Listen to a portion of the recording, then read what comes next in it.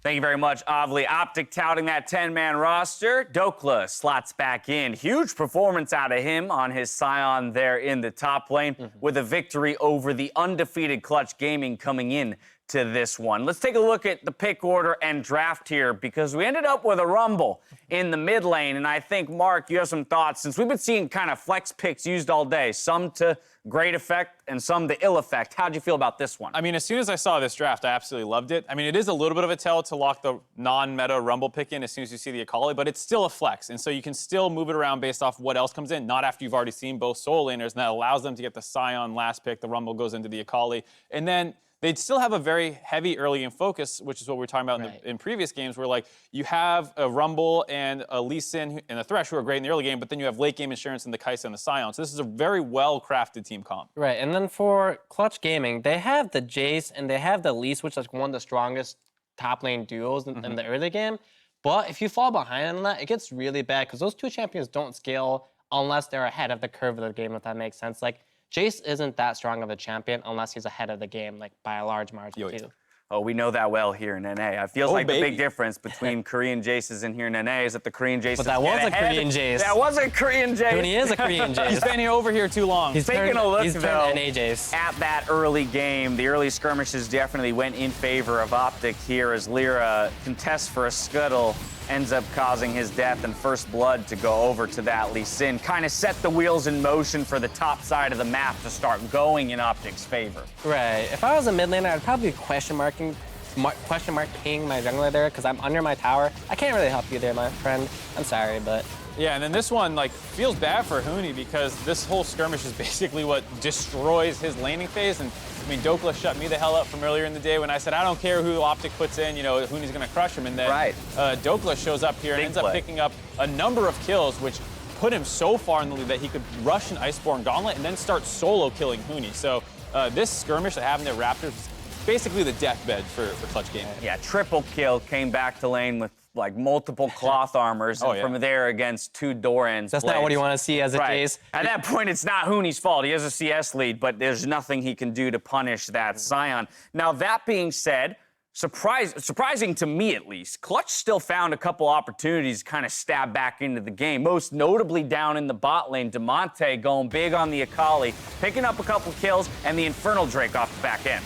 Right, so when I actually saw this fight, I was actually super surprised that they were going for it, Clutch Gaming that is, but then I remember that they have Tahm Kench. So if you look at Kai'Sa, she never got involved in this fight. So even though Huni was the first to die in that fight, Clutch Gaming was first to react with the Tahm Kench and Ezra ulti over. So Piglet and Vulcan played really well this game to keep Clutch Gaming in the game for quite a while. Yeah, and this was a chance for them to actually get all the way back into the game. 50-50. How bad it was. Yeah, 50-50 smite, not able to get it, and then they still managed to pick up a number of kills, and this was a moment where if Clutch walks away with that Baron buff, they could easily have found themselves back in the game because what teams need to realize when you play against Clutch, it feels like they're never out of it. That TSM game that they came back and won, everyone thought that game was over, and then they suddenly somehow get one fight where they kill Sven and then the game. And you could see that almost happen again here. Optic was only a couple K up off of that Baron. Right. So really, if like Smite had gone, that's the value of the Baron in a sense. And so if it had gone the other way, and that's definitely something that Optic, even in the victory, I'm sure will look at on the tapes and say, hey, was this really an intelligent Baron call? How could we have set up for it better to make sure we execute more cleanly when we have those kinds of advantages?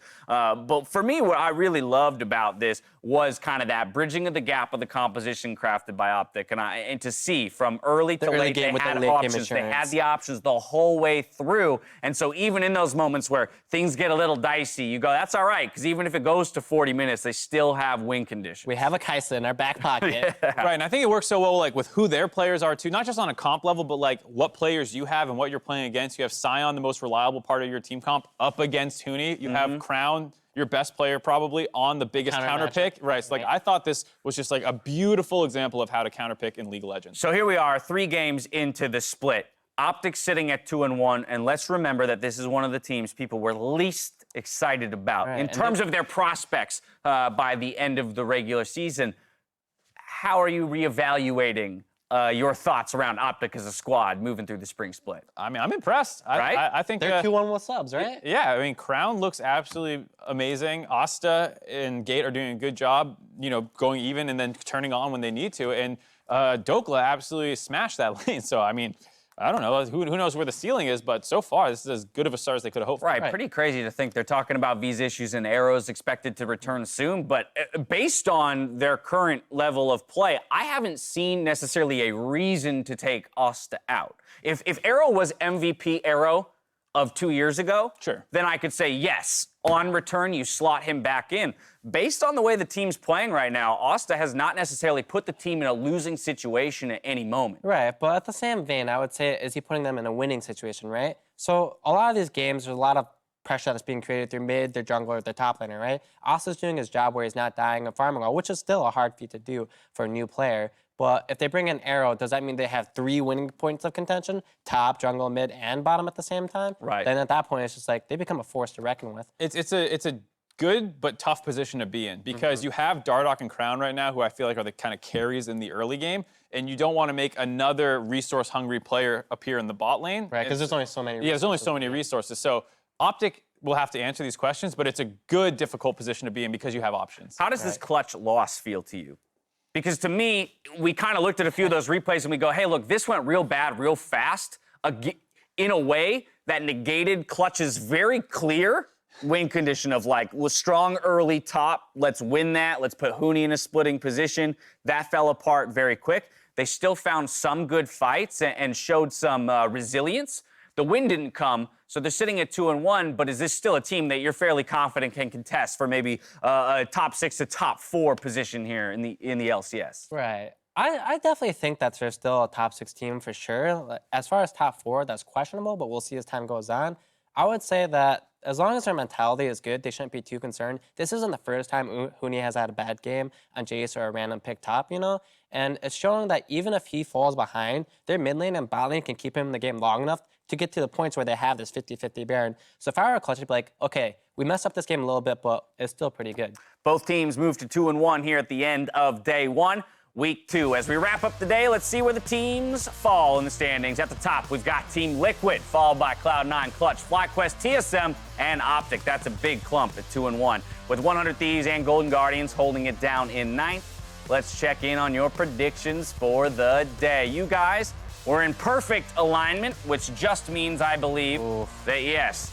They didn't even put our answer. They're embarrassed of us. Nah, they didn't. They're not even going to show what you chose. The stats are cheated. Just that it was wrong. What I'm learning is stats is a good bot. You know what?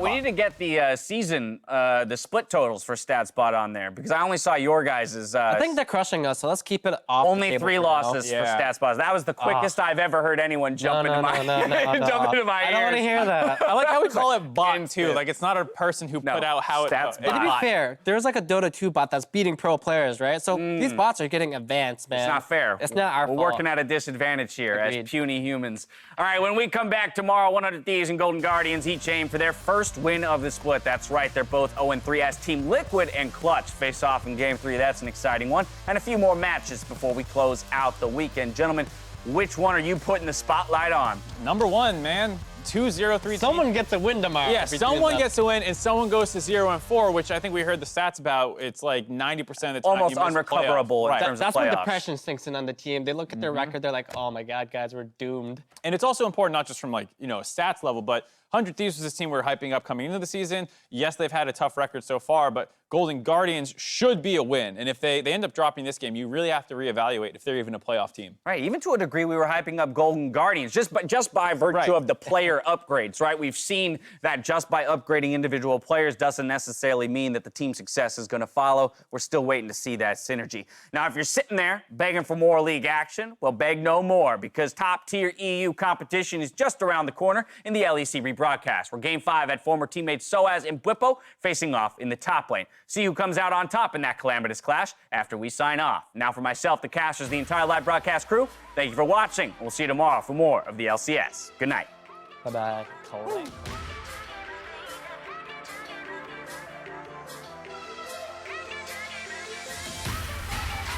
We are on to the Rift for the very first game of Week 2. These teams tied 1-1. Full health left on him, flashing away. Nice jump by Acadian, knocked into the air. Solo, the aggro is on. He's gonna get 2 kills by himself. I'm coming slowly, guys. Lead spot. They have TP. We have match TP. We have match TPs. Nice. Good job, guys. Pearson's gonna find a Guardian Angel. Now here comes Nocturne as well. They've knocked out Apollo. This could be the fight. They will put TSM at 2-1. Please send them. Come back. Please send them. Come back, guys. Yeah, Lee. Nice. Yo, we can look. We can Slowly. Guys, I'm 1 HP. We can lose this. No. Kill him. Driven. Sonya's Let's go, boys! Woo! GLG, baby! He's flexing. Who's flexing? Hunter. Hunter is flexing right now. Show your bicep. Hey, this squat right now. Squat. Yeah, squat. He's terrified. He's terrified. I want kills. Nice. Did you have any kills? No, I didn't. Skate with another double plate. He's going to give Jokel the double, and here's Dardock trying to seal it all together. Go! That's it, baby. Good job. Go, man. Shit. That's it, baby. The Lorem cosplay out here, bro. He's still going to die. Finds the stun with perfect execution. And there's the kill. It's Tanner time, baby, to Monte here in Clutch Gaming's base. But that's more than enough for Optic to push themselves to 2-1 as they drive the school bus straight into Clutch's Nexus. Knight down, I think. Double Lift, though, is going to get exhausted. They're trying to break the passage. They grab the stun. And that first blood for Double Lift only barely.